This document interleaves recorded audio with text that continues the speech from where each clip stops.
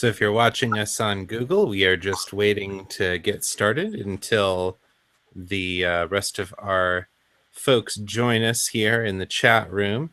If you want to come into the chat room and possibly join us on this call, you can head on over to the Google Plus URL that you guys are given in order to promote this.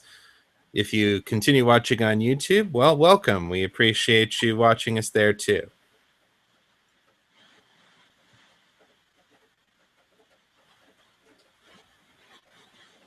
I have procured my coffee and I have returned. All right. Lauren Harris is in the house. Woo! In the home? The nursing home? In the home, yes. Well, welcome everybody. I am Chris Lester. I am the creator of the Metamor City podcast and the new weekly show, The Raven and the Writing Desk. And I am here with Lauren Scribe Harris, the mastermind behind the Elysian Springs story anthology. And I just realized today that I have been mispronouncing that word my entire life. It's okay. I was a classics major, so I have an excuse to pronounce it correctly. Well, there you go. Yeah, unfortunately, it's one of those words that I saw written lots and lots of times, but then never had much cause to use in common conversation. Funny that. I have a friend who pronounced the word stingy her whole life. Stingy. Nice. Like stingy, dingy, stingy, dingy. Makes sense. I mean, pronunciation is one of those fun things that is hard in English because we, standardized the language in the middle of a vowel shift and then added words from But enough of me being an English geek. Let's go back to me being a comic and fiction geek. Exactly. So before we get started, I just want to point people in the direction of the controls for this chat. On the left side of your screen, you will see a little series of icons there. In the upper left, you've got the chat room window where you can see conversation with other people who are watching this this show. A little further down, you'll see the little voice box that says Q&A. You can use that to submit questions that you'd like for us to discuss in this interview. We want this to be sensitive to the interests of our callers or our viewers. So if you've got something that you want us to discuss in this chat, please feel free to submit it over there in the Q&A window, and then we will flag it when we are about to start answering that question. You can also share links in the showcase icon, which is the third one down. It looks like a series of little tags. So if you've got a link that's relevant that you want to share, you can point it out there. Right now, I've got the link to the Elysian Springs Kickstarter over in that window. So you can find us there. You can also find my YouTube channel there and Lauren's Google Plus account there. So head on over to that little window if you want to follow the links to things that we are discussing. And then we will go ahead and get started. So I have here in the virtual studio with me Lauren Scribe Harris, author of the Mill Road Academy Exorcist. Did I get that title right? That's correct. All right. And she's also the mastermind behind Elysian Springs. So thank you for coming on to talk with us, Lauren. You're very welcome. It's my pleasure. With you, Chris. All right, so let's get started. Why don't you tell us a little bit about the how the idea of Elysian Springs began? Where did this concept come from? Okay, well, let's go back to the very beginning of my career as a failed classics humanities person with a humanities degree. Anybody with a humanities degree knows what I'm talking about. So I graduated in 2007. Frolicked off to Japan for 3 years to teach English and learn Japanese, and came back in 2010 into a recession. Huzzah! Huzzah! after a couple of years of bouncing around and realizing that I was not going to get a job that wasn't soul-sucking or in customer service, I decided to go back to school for something in the medical field. And I've just recently gotten into the echocardiography program at the school I was looking at going to, and echocardiography is like ultrasounds on the heart. Nice. But in order to qualify for the program, I had to take a certified nursing aid course.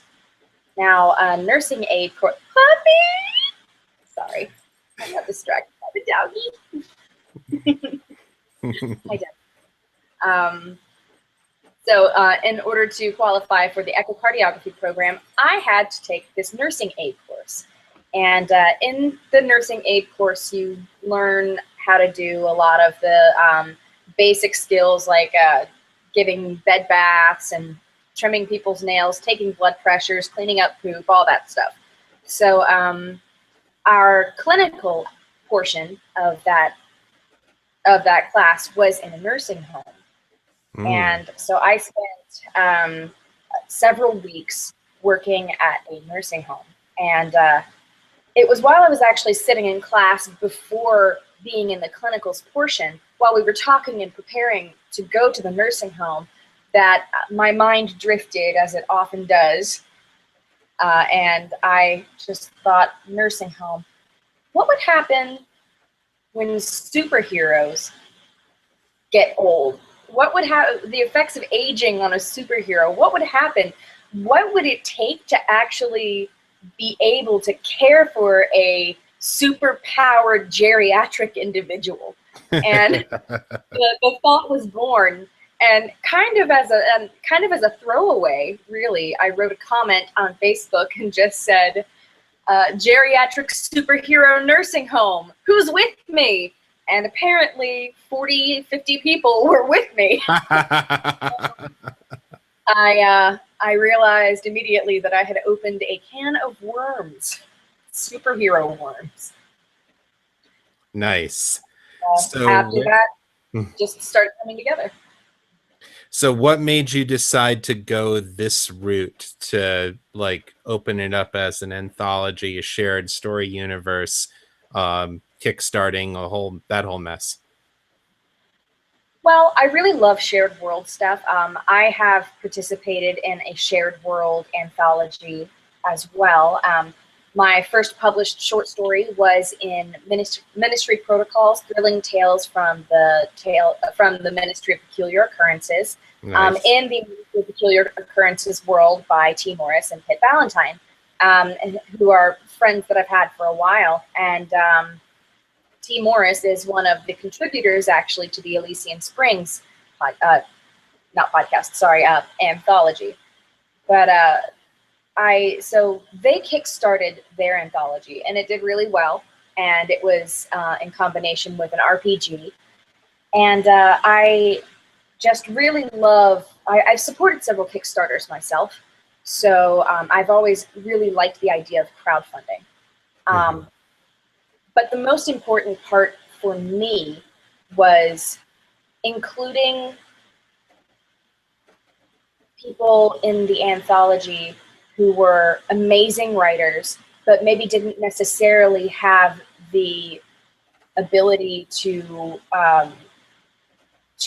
reach bigger markets just yet. And so I wanted to pull a lot from the very talented podcasting authors that I knew, and I wanted to be able to pay these people professional amounts. So I know a lot of really talented authors who were very excited about the project, and I thought that the one thing I'm really passionate about is making sure people are compensated fairly for their work, and really the best way, the only way I would have the ability to compensate people what I thought was fair, which is the 5 cent per word professional rate, would be to kickstart the anthology. And of course, I did have to put a cap on it because I am the worst person in the world about writing over the word count limits. I I don't write short, so I feel a little hypocritical asking other people to limit their word counts. So what I've done instead is put a limit on the payment. So we will pay 5 cents per word up to 7,000 words, which puts it at $350 per story in the budget. Nice. So you mentioned how you've been working to get people into this project who don't necessarily have published work elsewhere. But you've also worked pretty hard to get some big names on board. Why don't you tell us a little bit about those people who you've pulled into this project? Sure. Some of them, like T. Morris and Jared Axelrod, were some of the initial people who actually voiced support for the idea when I just threw it out as a almost a joke. And partly it was their enthusiasm about the project and the enthusiasm of some other indie authors whose work I love and whose work ethic I trust and respect, such as yourself. It really motivated me to do that. And as I started looking at Kickstarters and Kickstarter anthologies, I found a superheroes anthology that had been funded already, and it had authors like Michael Stackpole and Gail Z. Martin. And so I sent messages, and Gail Z. Martin actually responded and said she would love to do it. So I felt very confident and very excited in the anthology, especially after getting her on board. And I've been friends with Misty Massey, the author of Mad Kestrel, for a while as well. And she and Gail Z. Martin know each other. So having Misty on board with the idea and the project, I'm sure was another factor in convincing Gail that it was worthwhile, and I'm not just some crazy person that isn't going to do this, that isn't going to edit it properly. So Rock on. having people really helped get some clout behind the project. How has so sort of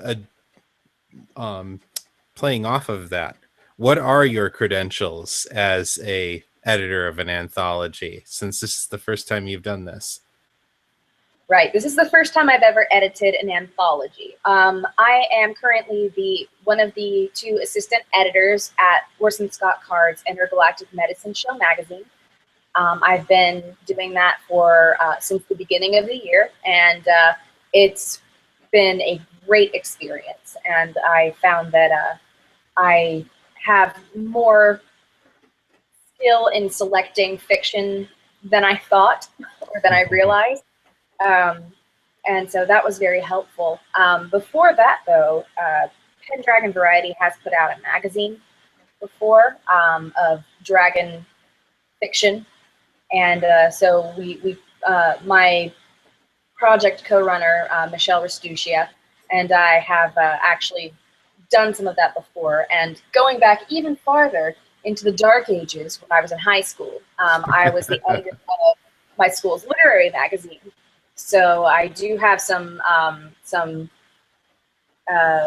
background in doing it, not necessarily at a professional level, but at a level where I feel comfortable taking submissions and organizing them and keeping people together. But I definitely couldn't do it without Michelle, who is my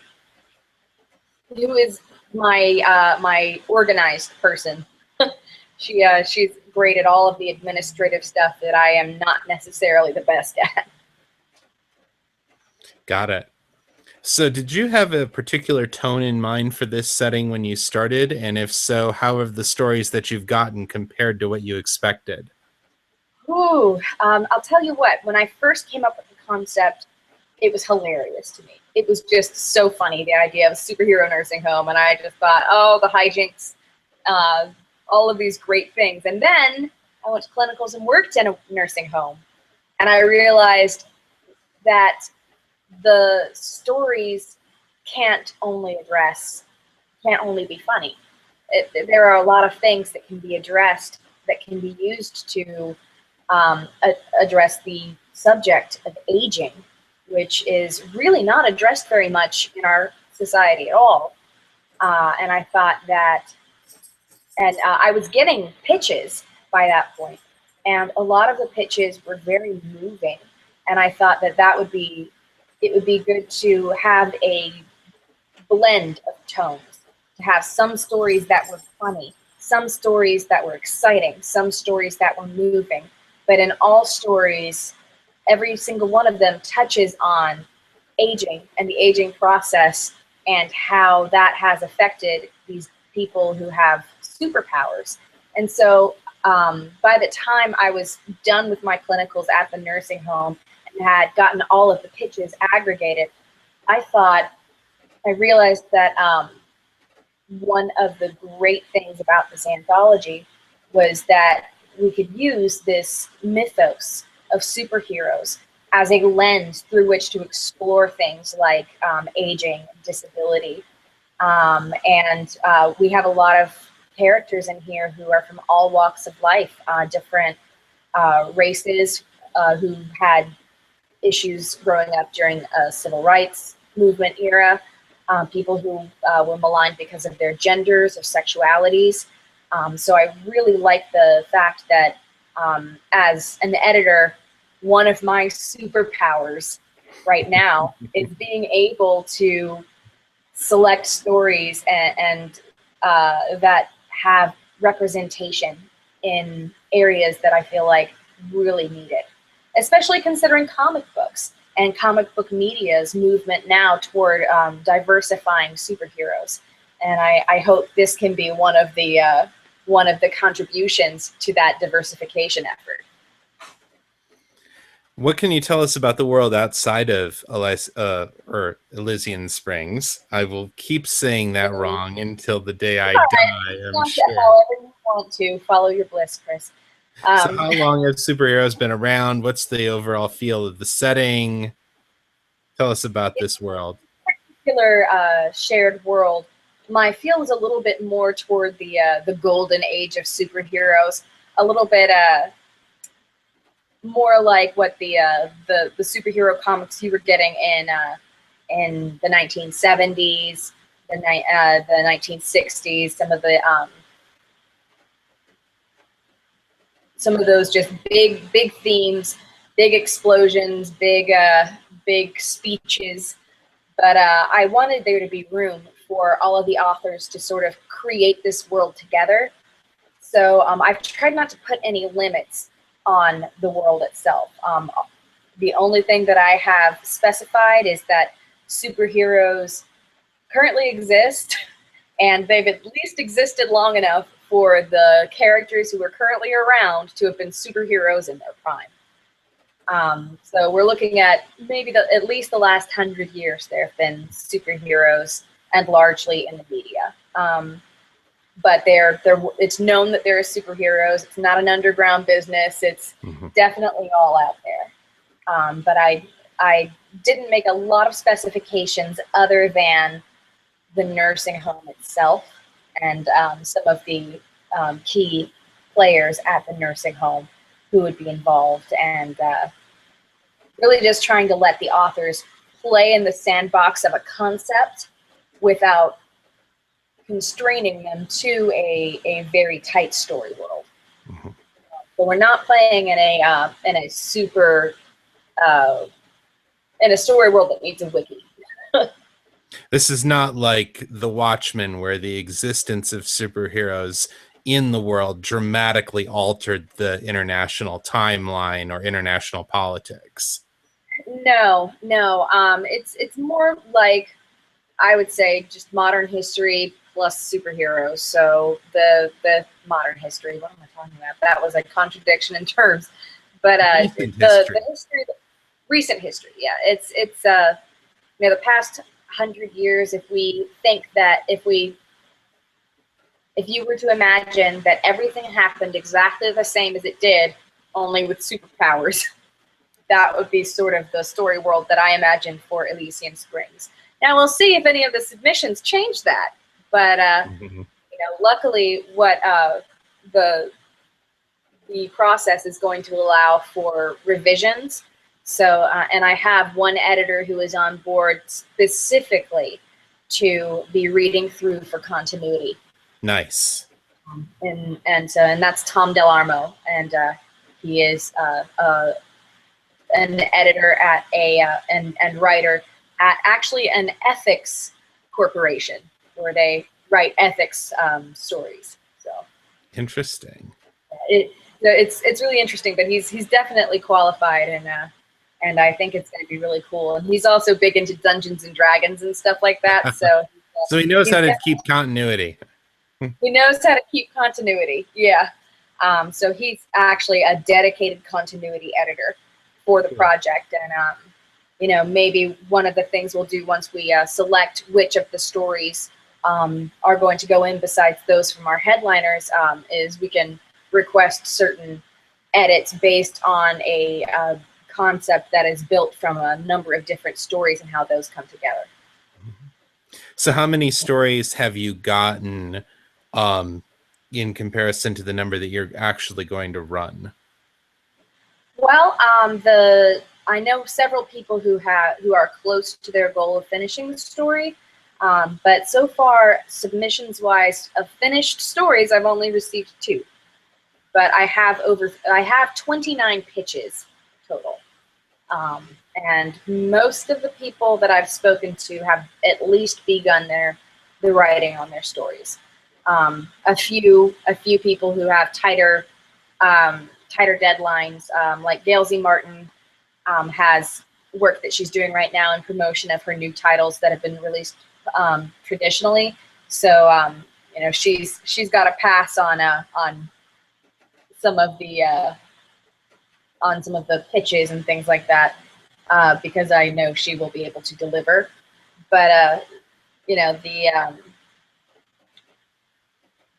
as far as receiving actual finished drafts, I'm not actually requiring that from the authors until after the Kickstarter is funded, because I don't want to ask authors to do all that extra work or write the stories without knowing whether or not they have the ability to be paid for them. But I know a lot of people are excited enough about the concept that they've written their stories anyway. Mm-hmm. And one thing that I wanted to do is offer for stories that don't make it into the anthology. There is actually going to be a podcast of tales from Elysian Springs that, nice. And it's going to be called the Closed Ward Podcast, and those will be the stories that, while quality and awesome, didn't make it into the anthology itself. And I've already got 2 gentlemen on board with editing and casting the audio fiction versions of those stories. So any authors who want to that don't make it into the anthology have the option of submitting their story there as well. And while not paid, that would be a way to use those stories and have their stories released into the world in an audio fiction format. Nice. So tell us about the Kickstarter here. You told us that about the professional pricing you're setting for the stories, but we're talking about $9,800 here, which is a not insignificant amount of money. It certainly feels like a lot of money to me. So tell us a little bit about where that money is going and what we'll be getting for it as consumers. Sure. Let me real quick pull up actually the Kickstarter page, because I've got a nice little breakdown of where funds are going and what they would be and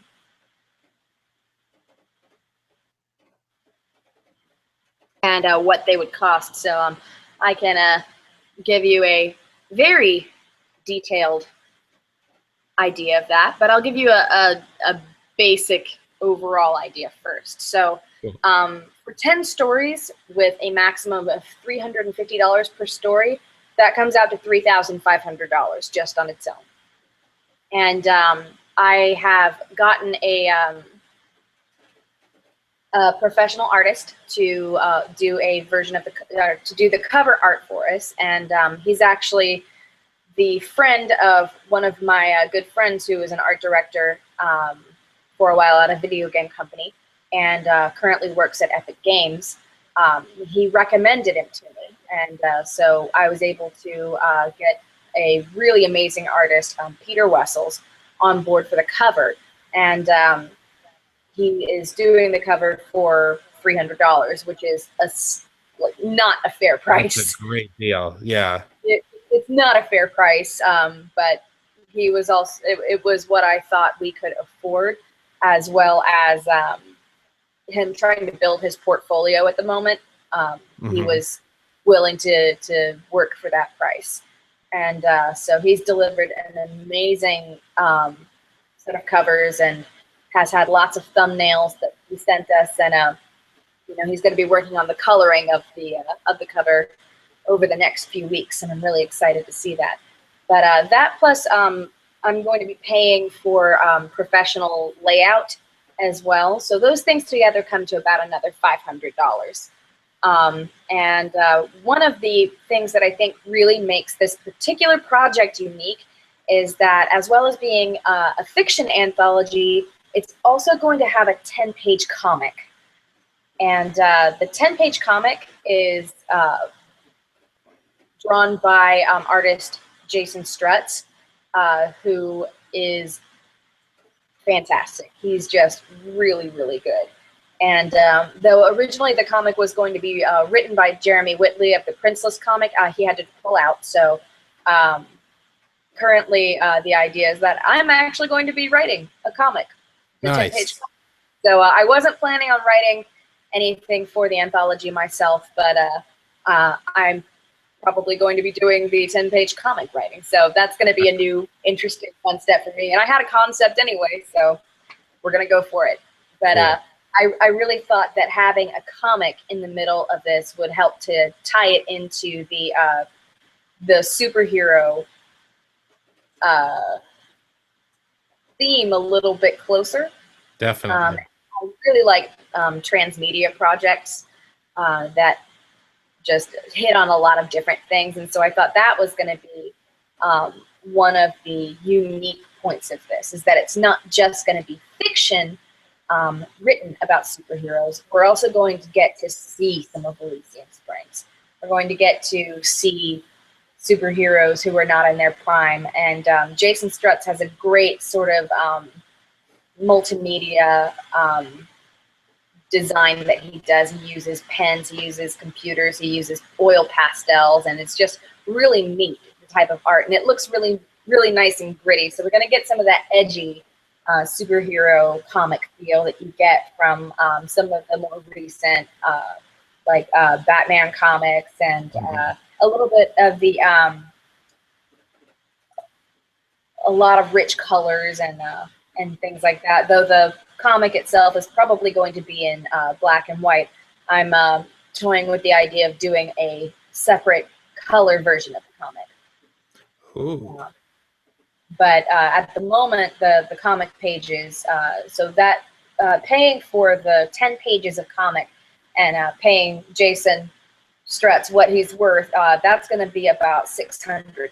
So a little under twice what the authors have paid for their stories for his time investment. Fair enough. And I'm not paid at all for any of this, so until royalties come in for the books. So this price is not in any way, none of this money is going to me. So this is a labor of love. And let's see, so the rest, that actually comes up to about $4,600 on its own.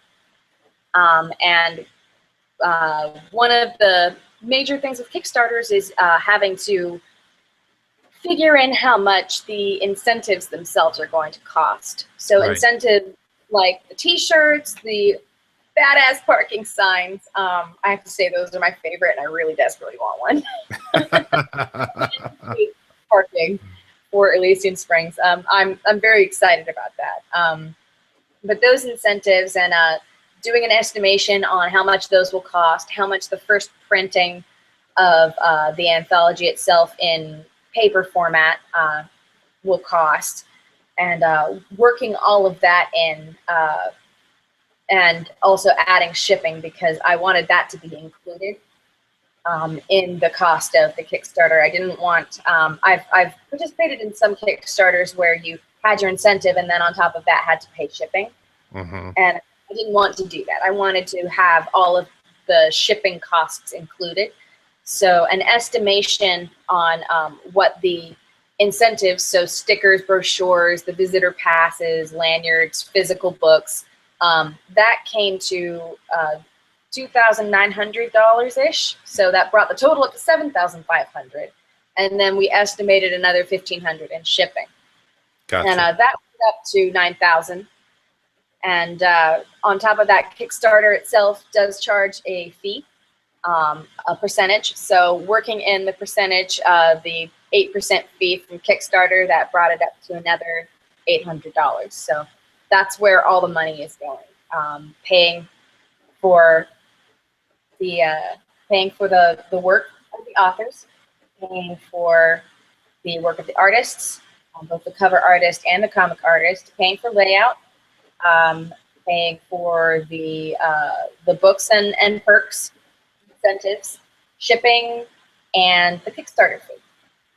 And all of the editors are going to be getting paid on the back end, basically with royalties. And we're splitting the royalties between the editors and the press to save money so that we can do another anthology and hopefully have some startup capital with that to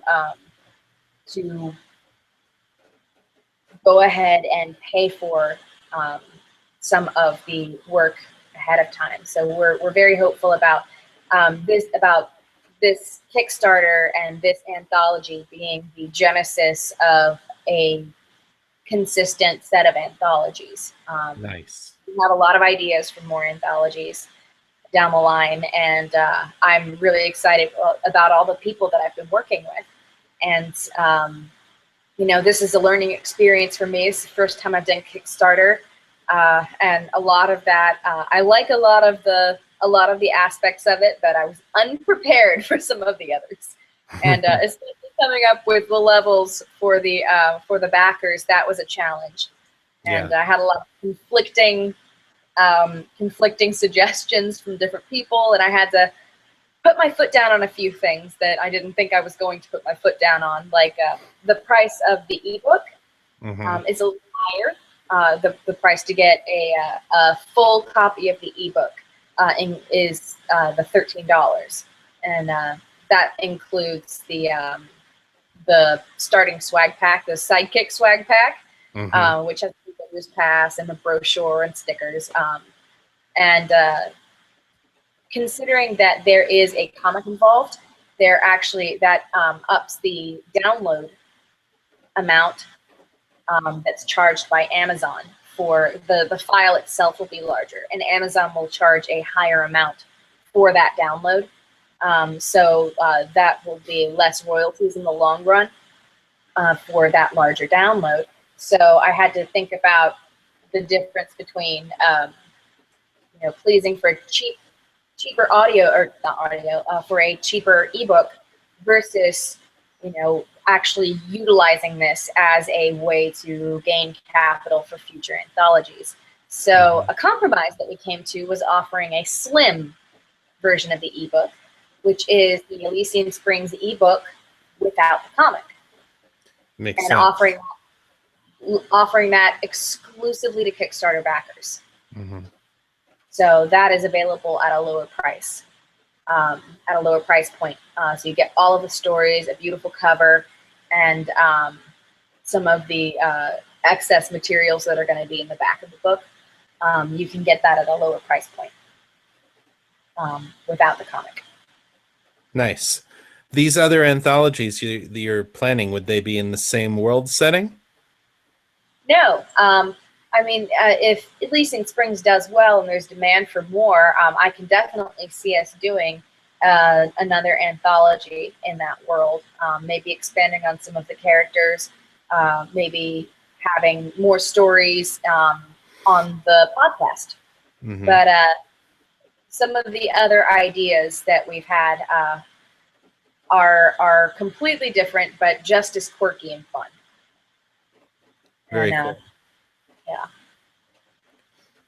All right. So let's see. Are there any questions from the audience? We've got a few viewers, but it looks like nobody is talking right now. So, where can people find out more about you and about Elysian Springs? Well, you can find out more about me at www.laurenbharris.com. No spaces.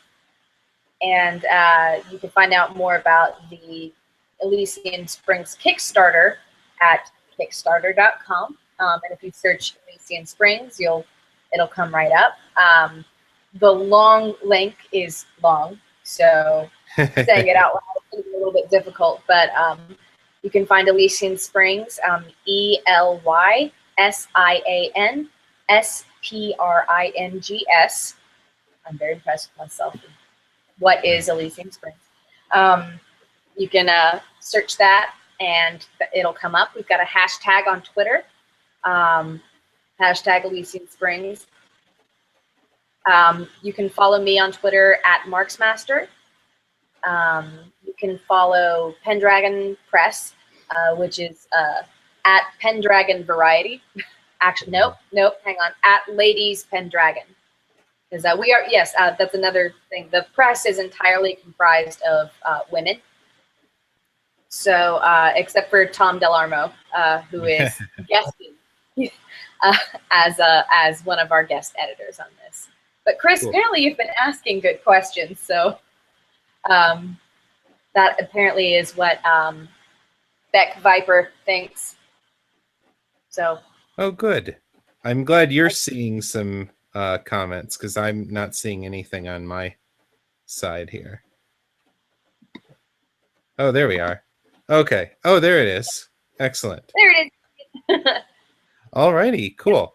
Is there anything else that you want to tell us before we get off the air? Let's see. Well, let's see. We've gone over the comic. We've gone over the genesis of the project, the price breakdown. One fun thing is that hopefully, if the project funds next year at Balticon, we hope to have a release party that is also a quote-unquote staff meeting.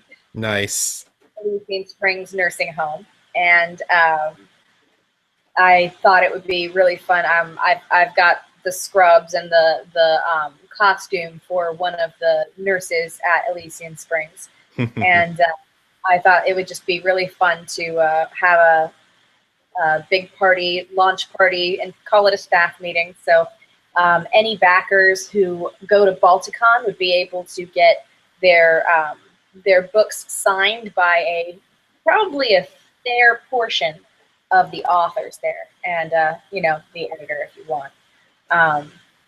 And I've made some updates to the Kickstarter, so you can now be a backer at the $1 price point. You can also pay a little bit more to get your books signed by as many authors as I can get them signed by at Balticon.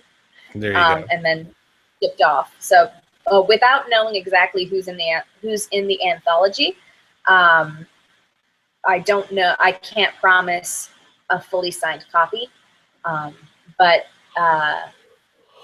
I do know that a large percentage of the people involved, including T. Morris, Gail Martin, Jared Axelrod, you, me, we all attend Balticon all the time. So, hopefully we would be able to get at least a large portion of the contributors' autographs on copies.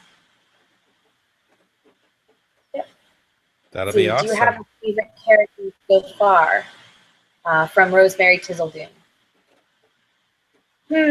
Well, only having read 2 stories, it's tough to say that I have a favorite character so far, but actually,